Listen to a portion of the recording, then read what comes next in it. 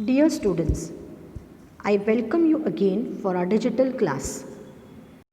Standard 10th, Science and Technology Part 1. Our lesson number 4, Effects of Electric Current. Previous knowledge. We have already studied about the conductors and insulators, static electricity, energy transfer in an electric circuit, heating effect of electric current, uses of coil, fuse, types of fuse, magnetic effect of electric current, and magnetic field produced around the conductor. Now today in this video we are going to learn about right hand thumb rule, magnetic field produced by current through a circular loop of a conducting wire, magnetic field due to a current in a solenoid, force acting on current carrying conductor in a magnetic field, Fleming's left hand rule, electric motor, electromagnetic induction, galvanometer, Faraday's law of induction, Fleming's right hand rule, alternating current AC and direct current DC, and electric generator. Now let us begin with our first point, right hand thumb rule. Now this is a convenient rule for finding out the direction of the magnetic field produced by a current flowing through an electrical conductor. Now imagine that you have held the conductor in your right hand in such a way that your thumb points the direction of the current.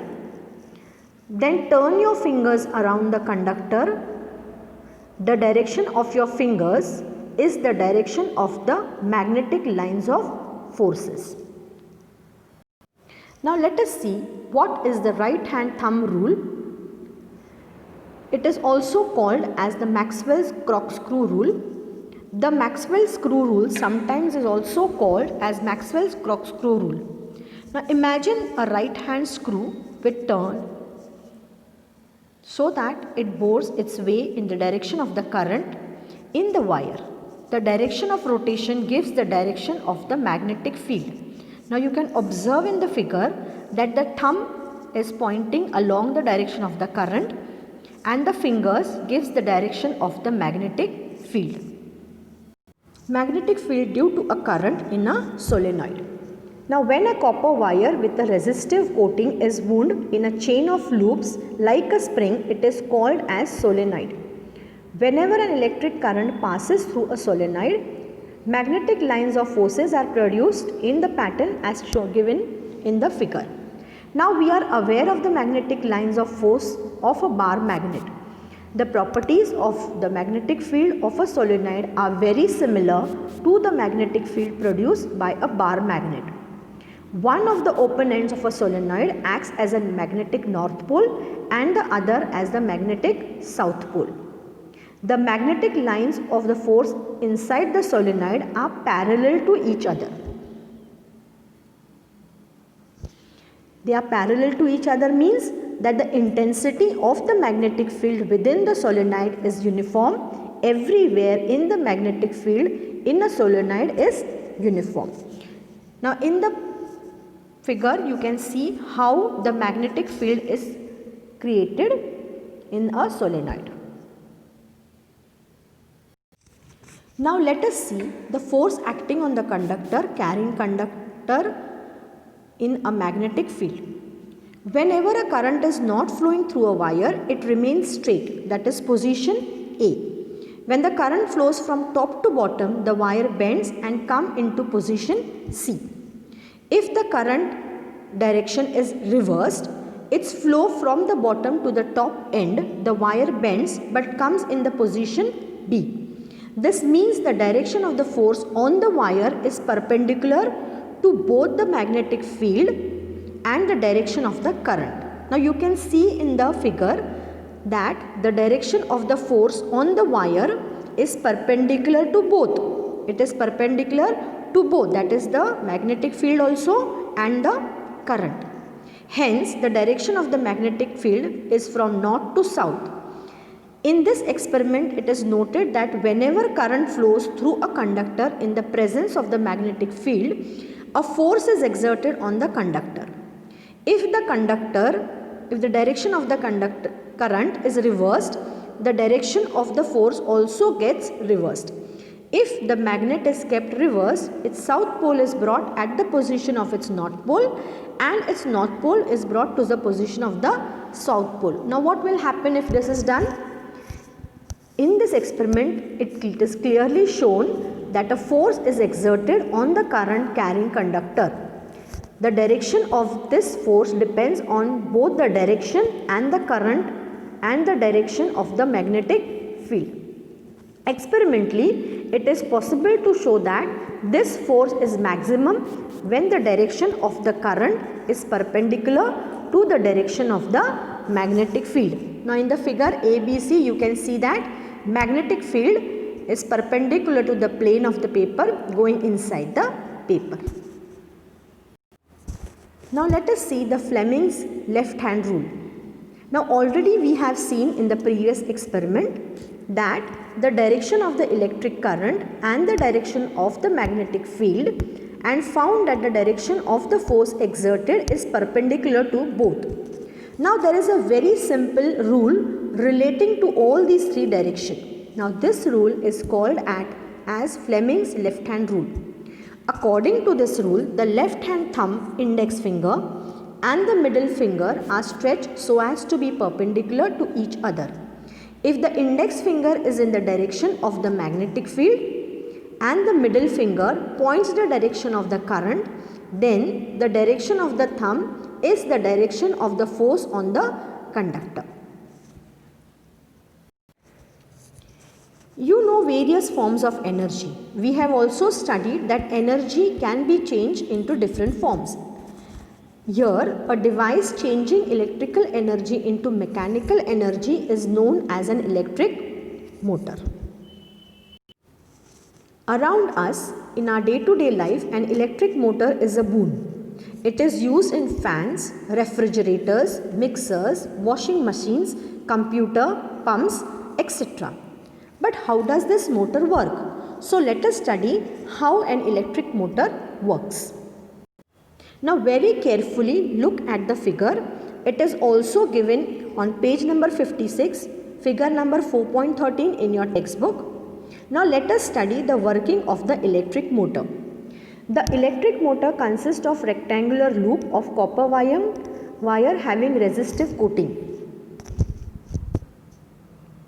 As shown in the figure, it is placed between the north pole and the south pole of a magnet, such as a horseshoe magnet, in such a way that branches AB and CD are perpendicular to the direction of the magnetic field. The two ends of the loop are connected to two halves, X and Y, of the split ring. The two halves of the ring have resistive coating in their inner surfaces and are tightly fitted on an axle. The two halves of the split ring, X and Y, have their outer conducting surfaces in contact with two stationary carbon brushes E and F respectively. When the circuit is complete as shown in the figure, what happens is the current flows in the branch AB of the loop from A to B through the carbon brushes E and F. Since the direction of the magnetic field is from north pole to south pole, according to the Fleming's left hand rule, a force is exerted on the branch AB and it is pushed down. The current in the CD branch is in the opposite direction to that in AB branch, and therefore a force is exerted on branch CD in the upward direction.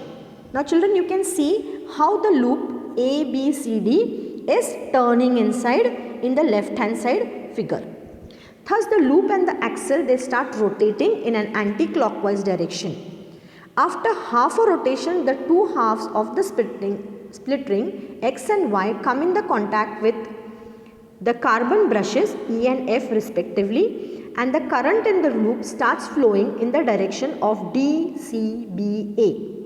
Therefore, a force is exerted on the branch DC in the downward direction and on the branch BA in the upward direction. So you can see in the figure how it is going in the downward direction and the upward direction. Thus, the current in the loop is reversed after each half rotation, and the loop and the axle continue to rotate in the anti-clockwise, and you can see how it works.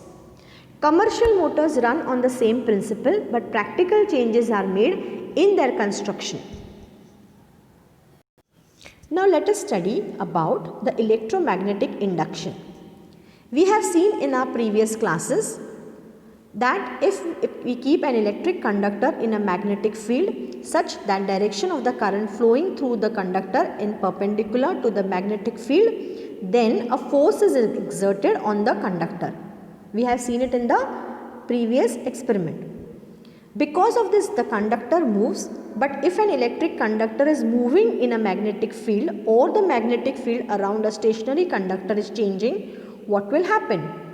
In order to find out an answer to this question, research was done by the great scientist Michael Faraday. In the year 1831, Faraday showed that electric current can be produced in a conductor with the help of a moving magnet. Now let us study about a device called galvanometer. Now in the figure you can see a stationary galvanometer and how the galvanometer works. Galvanometer is a sensitive device which works on the same principle as of that electric motor that we have studied earlier.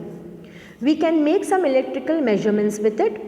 A coil is positioned, you can see the coil in the figure. A coil is positioned between the poles piece of a magnet in such a way that the pointer is on the galvanometer dial is connected to it. So when a small current flows through the coil will rotate. The rotation will be proportional to the current. Voltmeter and ammeter also work in the same principle. In galvanometer, the pointer deflects on both the sides of the zero mark depending on the direction of the current. Now look at the figure. In the figure, the circuit is connected by the galvanometer. A bar magnet is kept erect in such a way that north and south pole is just below the copper wire. Now, if the wire is kept moving from A to B, the pointer of the galvanometer gets deflected. This is called as Faraday's electromagnetic induction. Now move the magnet with the wire fixed. You will see that the galvanometer pointer still gets deflected.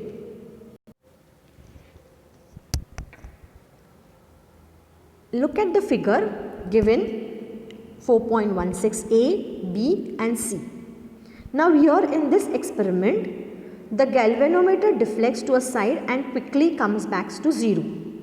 If the current in the coil is started again, the pointer again gets deflected to the other side and then returns quickly to zero.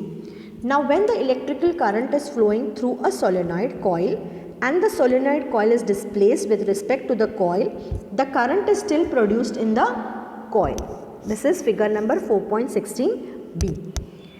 Even if the solenoid coil is kept stationary, a change in the current in the solenoid coil produces a change in the coil.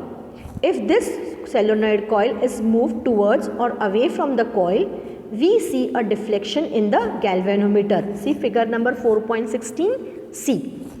Also, the faster is the displacement of solenoid, larger is the deflection of the galvanometer pointer.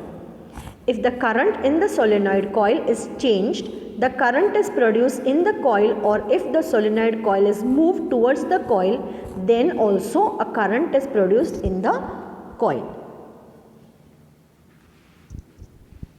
Now Faraday's laws of induction. Michael Faraday was an experimental scientist. He was not a formally educated. Teenager Michael started working in a bookbinding shop. While reading books there, he got interested in science. Sir Humphrey Davy appointed him as a library assistant in the Royal Institute, London. There he discovered the laws of electromagnetic induction and the laws of electrolysis.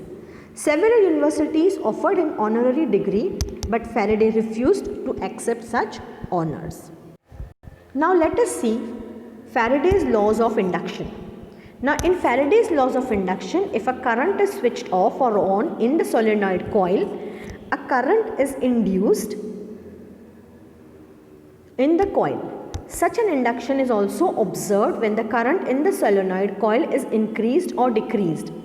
Current is induced in the coil when it is moved aside from front of the solenoid. From these experiments, it is understood that whenever the number of magnetic lines of forcing passing through the coil changes, a current is induced in the coil. This is known as Faraday's law of induction. The current produced in the coil is called as induced current. Fleming's right-hand rule. When will the induced current in the electrical conductor come to maximum? It will be maximum when the direction of the motion of the electric current is perpendicular to the magnetic field. In order to show the direction of the induced current, Fleming's right-hand rule is very useful. Stretch the thumb with the index finger and the middle finger in such a way that they will be perpendicular to each other.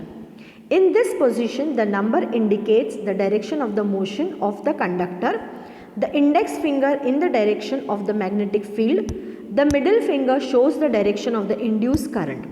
This is known as Fleming's right-hand rule. Now so far we have learnt about a non-oscillatory current flowing only in one direction in such a circuit from the cell to cell. Such a current which flows only in one direction is called as the direct current DC, as against a conductor changing in magnitude and direction after equal intervals of time is called as alternating current. The direct current can increase but stable and can reduce also, but it is not oscillatory. Now in the graphical diagram here it is shown alternating current is oscillatory. As shown in the graph, it increases to a maximum and then reduces to 0 and increases to maximum in the other direction and again get reduced to 0. Magnitudes like -a, -2 have been used to show the reverse direction. The oscillation of the alternating current occurs in the sinusoidal manner with time, and hence it is shown by the symbol S, small s there. Direct current flows in a direction, but the alternating current flows in periodical manner in one cycle, in forward and in the reverse direction.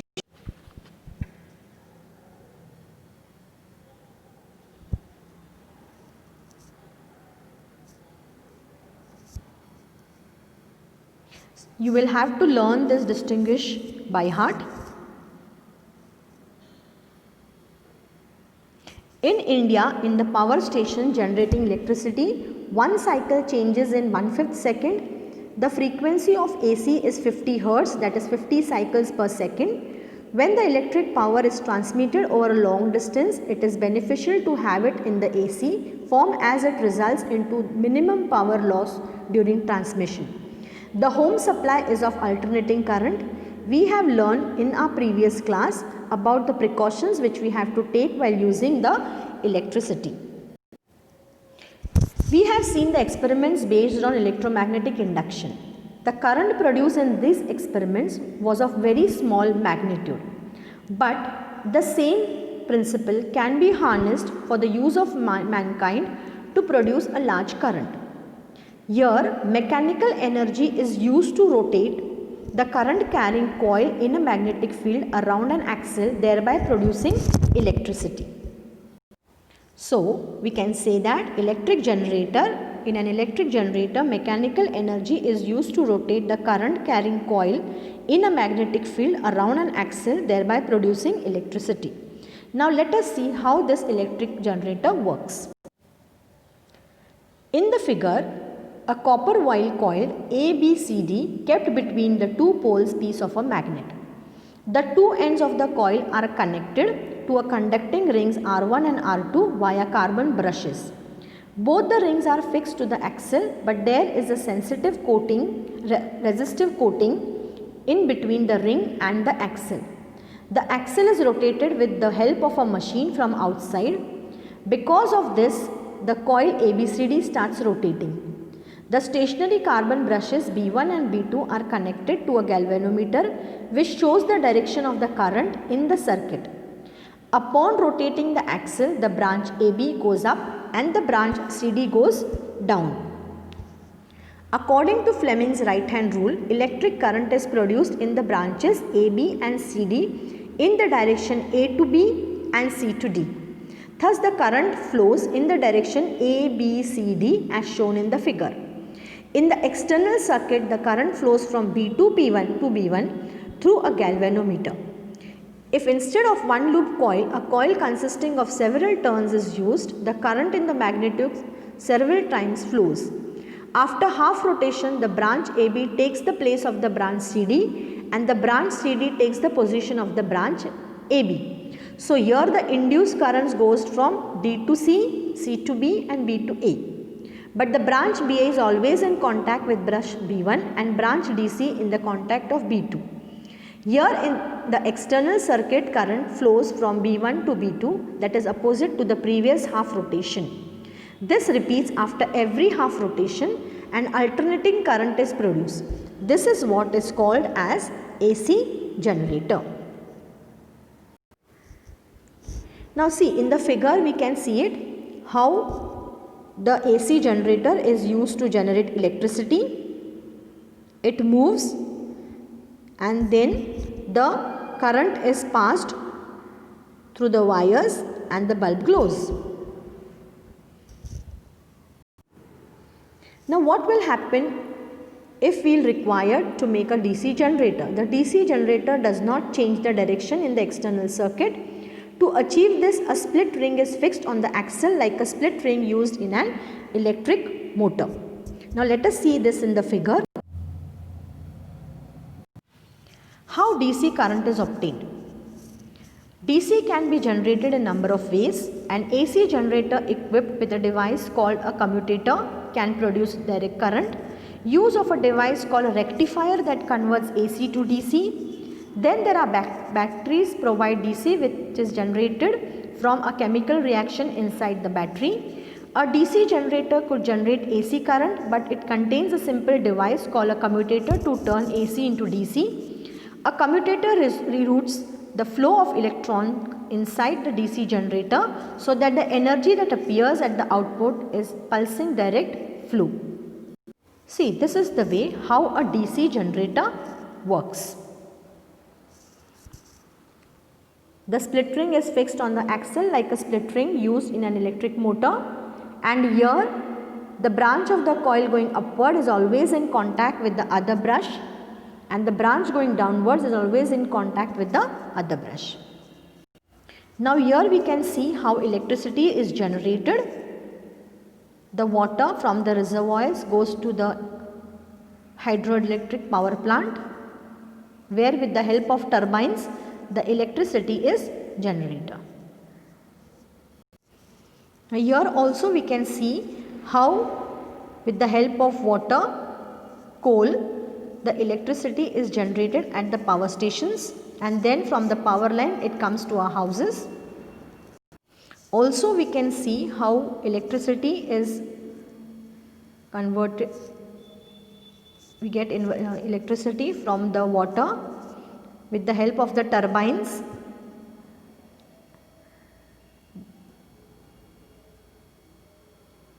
And the electricity is turned by the turbine, produces electrical energy. This you have also studied in our Science 2 lesson number 5, where we have studied about the hydroelectricity. So children, we have studied about the right hand thumb rule, magnetic field produced by a current through a circular loop of conducting wire, magnetic field due to a current of a solenoid, force acting on current carrying conductor in a magnetic field, Fleming's left hand rule, electric motor, electromagnetic induction, galvanometer, Faraday's law of induction, Fleming's right hand rule, alternating current AC and direct current DC, and electric generator. Along with this video, I am also sending you a few videos where you will also see different experiments of electromagnetic induction, electric motor, generator, and magnetic field in an solenoid. So you all will see all these videos which are being sent on the channel as well as on your WhatsApp group. See that you complete your question answers in your notebook. Mark important points. Thank you. Stay home, stay safe.